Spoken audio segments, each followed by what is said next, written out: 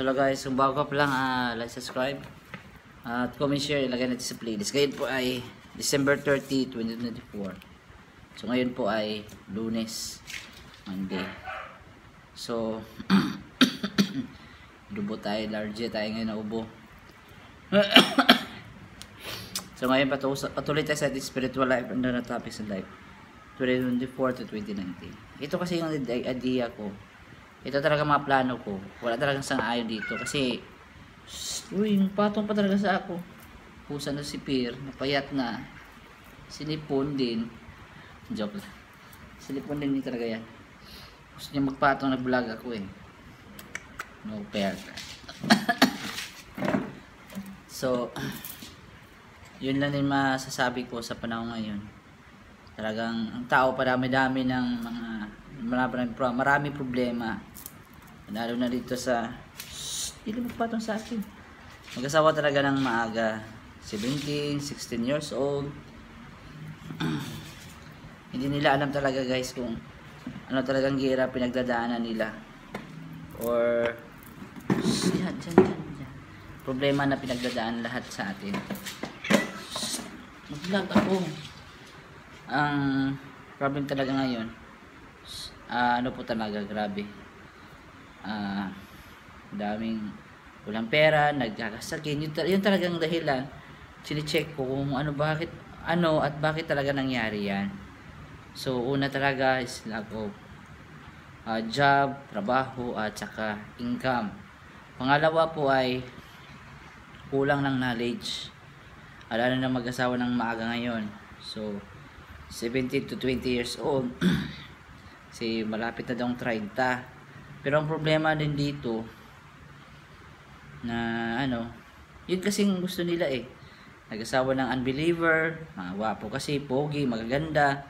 Oo, inamin natin, pero yung being believer nila Yeshua at saka ni Abayawe, siyempre mahirap yun.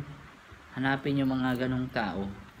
Yung sa quality tayo tumitingin, hindi sa itsura, hindi dapat sa pera. Titignan mo yung pagkaugali ng tao. Kung may pera siya, anong ugali niya? At kung hindi siya maganda, pogi, anong ugali niya? At kung meron siya maganda.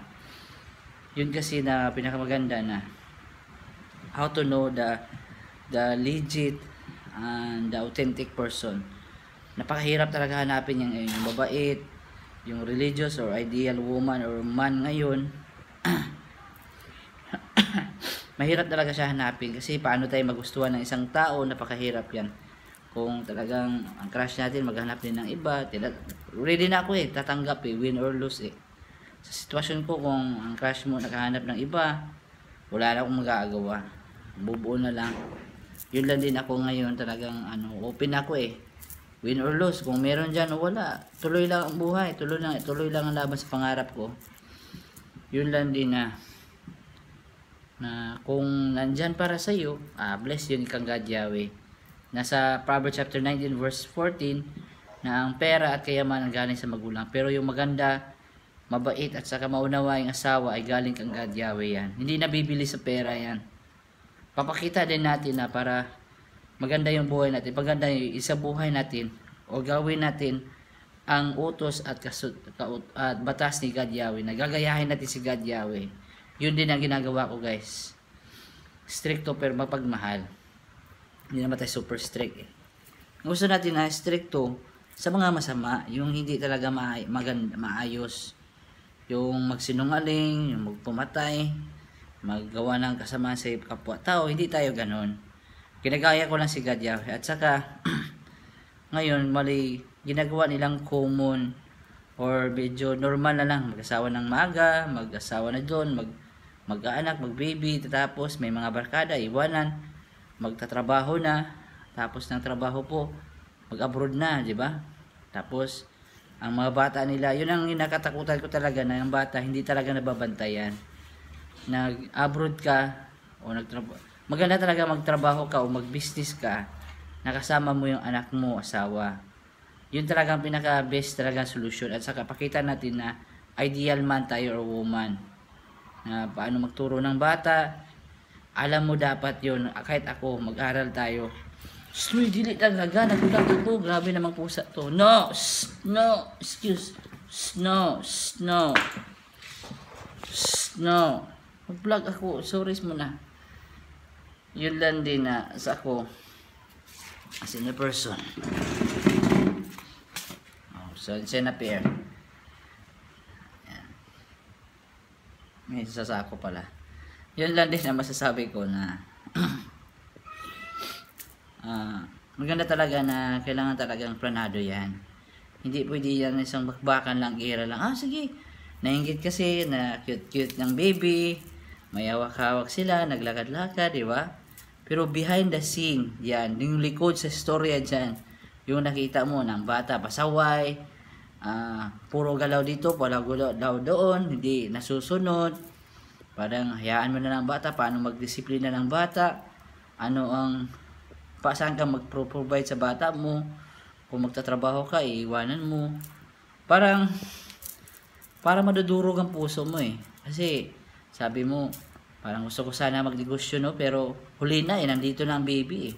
Dito na ang asawa mo eh. Ano ang dapat mo gagawin, diba? It's not na one day or 1 month na procedure, okay na lahat. Allergy tayo eh. Itong gawa namin ngayon eh. Yan. Yan. Gawa namin sa kusina. Sa construction. Yun lang din masasabi ko ngayon na napaka-challenging talagang buhay ngayon. Kasi mahal ang, parang bago gagalaw ng isang bagay, kailangan mo i-imagine yun. Ang bilihin, kamusta? Sahod, kamusta? Ikasya ba sa bilihin? Upa, tubig, kuryente, di ba? Yung sahod mo nandun na po, guys. And nalulungkot kasi kailangan mo magpasyal, magbili-bili ng mga stuff na papaganda sa sarili mo.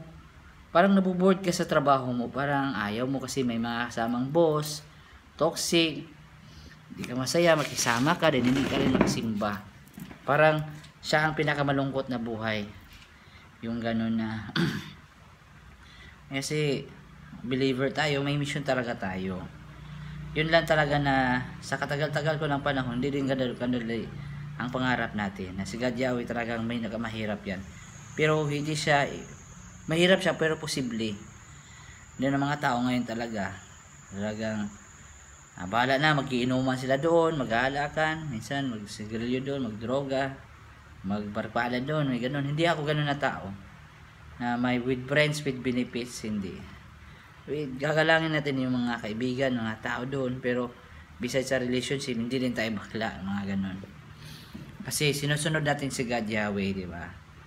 Na yung sinasabi natin gagawin yan. Yun lang din na ang masyadong nagmamadaling tao, hindi nagpaplano, talagang problema yan. Hindi talaga madali ang may bata. Okay? Number 1, puyat. Number 2, yung sakripisyo. Pangatlo, kasi ni-imagine ko na yan eh, sa pelikula sa isip ko eh. What if kung may bata ka na? Paano mo ibuntis ang bata? Anong taon? Anong pangalan niya? Naka-reflect kasi yung pangalan niya sa mga Jewish. Tayo si Jeremiah, tayo Jeremiah magsayo eh. Yung Jeremiah, yung Y yan. Y. Ito Jeremiah magsayo. Yun lang din na masasabi ko ngayon talagang kailangan talagang hindi yan basta wala lang, easy lang, chill lang. Pero ang reality talaga dyan, pag may baby ka na, trabaho na walang day off yan. Kailangan talaga na gusto natin magbabae, may tamang pagkain yan, nutrients. Dapat yung babae din hindi pasaway. Yung talagang mahilig sa gulay, prutas, sa health and fitness. Hindi yung babae na, yung pinipili ko talaga, hindi yung puro, excuse me, yung puro na soft drinks, burger, milkshake. Yung gusto natin yung mga babaeng simple ba, yung mga health wise. Kasi gusto natin na ang babae hindi nagkakasakit, o kahit lalaki yon na yan. At saka maganda talaga yung mga pakiramdam mo. Hindi masyadong mataba, hindi rin super fat din. Yung tama-tama lang para sa atin. Hindi din mapayat, hindi din mataba masyado, yung tama lang. Tapos yung maingat sa tubig, instead of soft drinks, tubig, mga fruit juice. Kasi para magplano ka ng baby, maganda talaga na 1 to 2 years, nag-prepared na yung katawan mo na wala ng soft drinks, wala ng mga juices. Huwag natin isana yung malamundong buhay. ng mga babae o lalaki na nasigarilyo lang doon, na inaalak-alak doon, magjo-juice pa gabi-gabi, araw-araw, yung sahod, nangungutang. At mahirap yung mga ganong buhay. Maganda talaga na iwas ka rin sa white rice, brown rice talaga guys, sabi ng mga doktor. Para kung magbuo ka ng bata, pamilya, talagang hindi kawawa ang baby, hindi kawawa ang bata. Dapat may magmamahal ang magulang sa kanyang anak. Kanti din na mag-asawa na alam niya na yung rule. Anong asawa at ano yung binata. Yung binata, kahit ano-ano pang magagawa mo. Kung mag-asawa ka na, focus ka na sa asawa mo. Yun. Hindi dapat kahit sino-sino lang kinakausap mo or mga katabi-tabi mo. Yun. Pag may stick ka, may plano ka sa isang tao, talaga isa lang yung isipin mo. Wala kang ibang pinapicture mo or pinakita mo sa ibang tao, wala. Mga family lang, family. Ako kahit ako kahit ganun ako. Kung wala akong plano sa isang tao, hindi ko yan kakausapin, hindi ko yan tatabihan, or kamustahin man lang kung ang tao wala kang plano. Masasaktan kasing iba kung nag-expect ang isang tao din hindi mo tinutupad yun. Siyempre masakit yun. Instead na siya pumunta ka sa iba, hindi tayo gano'n na tao. Daming alikabok ko. Balde-balde sa construction sa bahay. Yun lang din ngayon na kung isipin mo ang buhay ngayon, talagang mas maganda talaga yung isipin mo at puso mo. Gaya natin si God Yahweh, di ba? Hindi tayo nagsisinungaling, tinutupad yung ginagawa natin, nangako tayo. Just ano lang talaga, ng mapagmahal, mapasensya at matiisin. Ilang beses nagkasalang Israel, tiniis pa rin ni God Yahweh. Kahit sa kaduduluhan pa ng sitwasyon. Yun lang din talaga na mahirap maging banal pero mahirap din magkasalanan. Yung gumaya kasi dito sa mga lamundong buhay. Fashion dito, bagong bili, grabe, kada buwan. Dapat, excuse me. Puro bili dito, bili doon, gulo-gulo ng kwarto, bahay.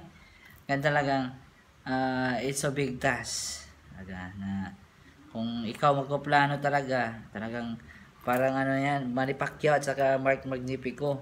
May malaking kang bakbakan sa asawa Hindi mo bubugin ang asawa mo, hindi. Yung responsibility, yung puyat, gastos, sakripisyo, tiis, pasensya, pagtitiis, doon kasi makikita ang magtotoong pagmamahal. Pinapakita, hindi lang sa salita at ginagawa. At alam mo rin paano magturo, mag-impluwensya at magdisiplina sa bata. It's not an easy na hindi lang yan sa 1 to 2 years old. Puyat ka yan to 3 years old. So, ang development ng bata ay talagang alamin yan. Baka panahon magsasawa ng asawa, mga adjustment sa marriage, daming aralin ng mag-asawa din. Ang babae, para hindi mapagod sa trabaho, sa bahay, talagang ubo ko buong araw Ngayon na talaga na masasabi ko na it's not an easy task talaga. Para talagang main event yan. Talagang away ni Pacquiao yan. Matatindi ang kalaban mo. Si Marquez, si Barrera, si yung isa na malaki, si Margarito. Talagang matindi na kalaban yan. Kailangan talaga chill yung utak mo. Kailangan marunong ka mag-adjust, flexible. Kasi kung hindi ka ganun marunong mag-budget ng pera, mag-control sa bisyo, mag-self-discipline, magplano sa buhay, magsimba sa langit, talagang sumama ka rin sa mga chicks, sa mga unbeliever na mga kaibigan, masama ang ginagawa, mapapahama ka rin. You must choose your friends. Even they are your family or your relatives. Kung alam mo masama ang ginagawa nila, nagdodroga sila doon, bakit ka magagaya sa kanila?